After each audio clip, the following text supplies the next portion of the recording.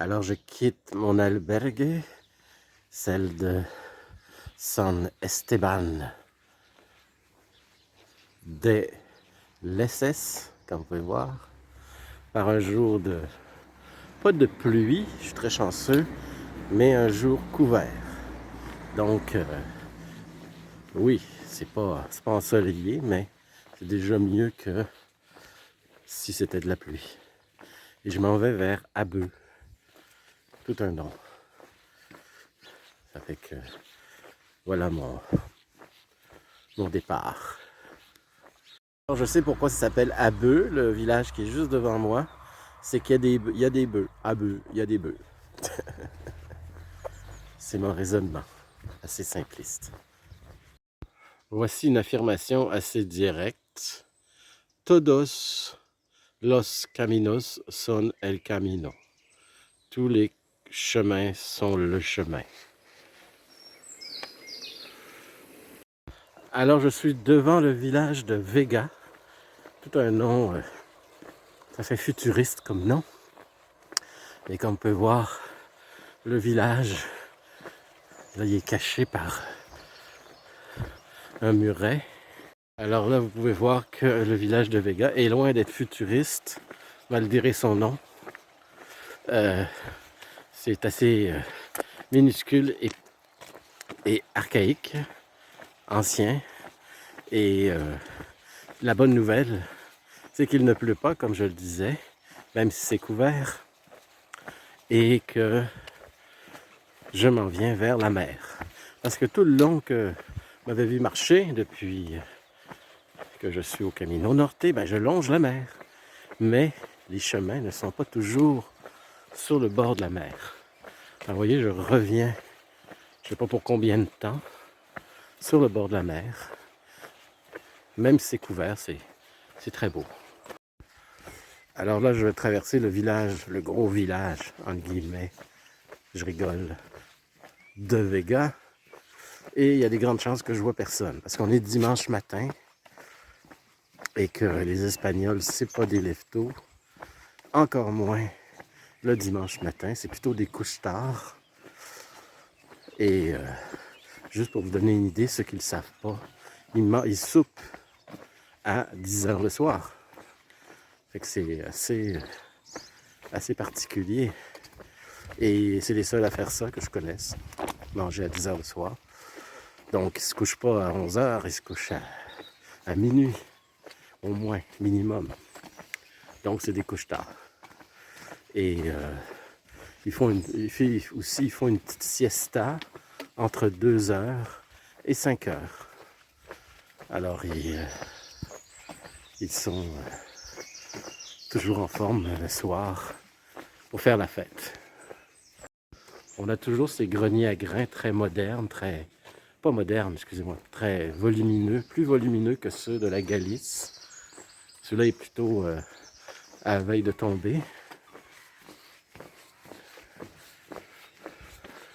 Alors ça, c'est l'emblème évidemment du chemin. Alors quand vous voyez ça, ça veut dire que c'est par là. Pourquoi c'est par là? Parce que ça, ces lignes-là, qui est la coquille, les lignes de la coquille représentent tous les chemins de Compostelle, parce qu'il y en a plusieurs, qui s'en vont vers un seul point. C'est toujours par là que la coquille pointe. Moi, la première fois que je l'ai vue, cette coquille, je voyais ça à l'envers. Je pensais que ça pointait vers la gauche, mais c'est vers la droite ici. Alors voici un grenier à grains, ce que les Espagnols appellent un oreos, en meilleur état. Et c'est assez étonnant la grosseur que ça peut avoir. Quand je connais ceux qui sont... je suis habitué de voir ceux qui sont en Galice, qui sont tout minces, beaucoup plus petits. Est-ce que c'est parce que les récoltes étaient moins grandes qu'ici? Je ne le sais pas.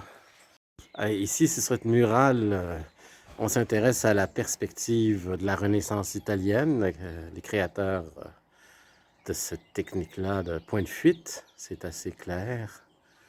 Et vous avez en haut une peinture de Bruegel, si je me souviens bien, parce que je l'ai vu en vrai à Amsterdam, je crois. C'est ça, Amsterdam, au Rijksmuseum. Et c'est beaucoup plus petit, évidemment, mais je l'ai vu à peine quelques centimètres de mon nez. C'était ça, c'était impressionnant parce que de voir une peinture aussi renommée et de pouvoir quasiment mettre mon nez dessus, c'était magistral. Donc là, une autre peinture, mais ça c'est un peintre, c'est Velázquez ou peut-être, ou je pourrais pas dire qui, je reconnais pas cette peinture-là. Et ici, une œuvre plus personnelle, avec des œuvres plus personnelles. Et vous avez le personnage. Est-ce que c'est le peintre en question qui regarde par la fenêtre? Je ne sais pas. Alors voici ce que vous voyez là-bas. C'est la Isla, le village de la Isla où je m'en vais. Vous allez me dire, drôle de nom pour une île, pas une île, une ville qui s'appelait l'île. Isla, ça veut dire l'île, mais c'est pas une île comme vous pouvez le voir.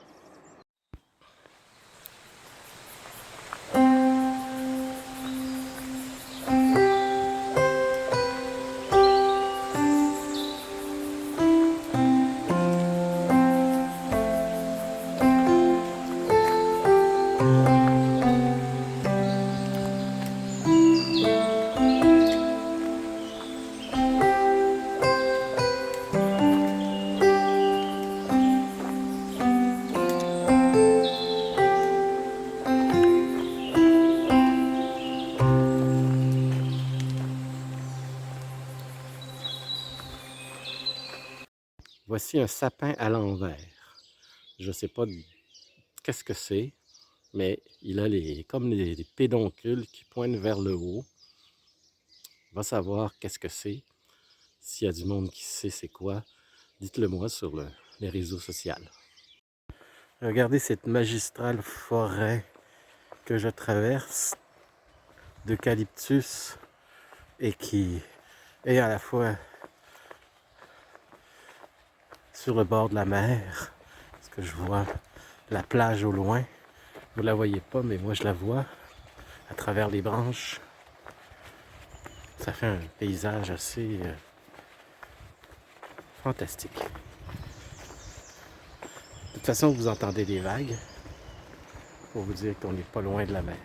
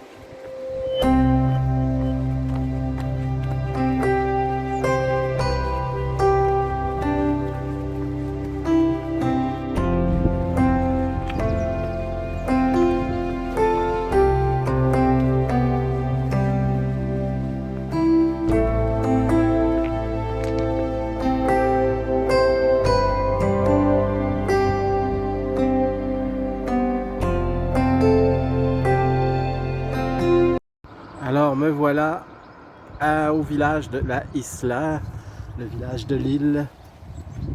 Et c'est ici que je devrais dormir. Encore là, je vais voir comment ça se passe, si ça me plaît. Il y a plusieurs albergues. C'est ça l'avantage quand tu es un pèlerin, tu peux choisir laquelle te plaît le plus. Alors regardez bien cette plage. Fantastique, hein? Bon, c'est brumeuse, je suis d'accord avec vous. Mais c'est une belle plage quand même. Mais regardez bien mon auberge. Mon albergue, elle est ici. Mare Rada. C'est là que je vais dormir. Hein, c'est vraiment incroyable parce que de ma chambre, je vois ça. Je vois la plage.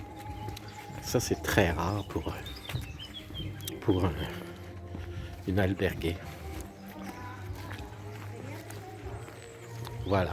Alors je termine pour aujourd'hui ma promenade, ma marche. Et je vous donne rendez-vous pour un prochain vidéo. Pour aller où? Je ne le sais pas encore. Je vais regarder ça ce soir. Mon plan, comme on dit. Mais je pense que c'est vraiment cool.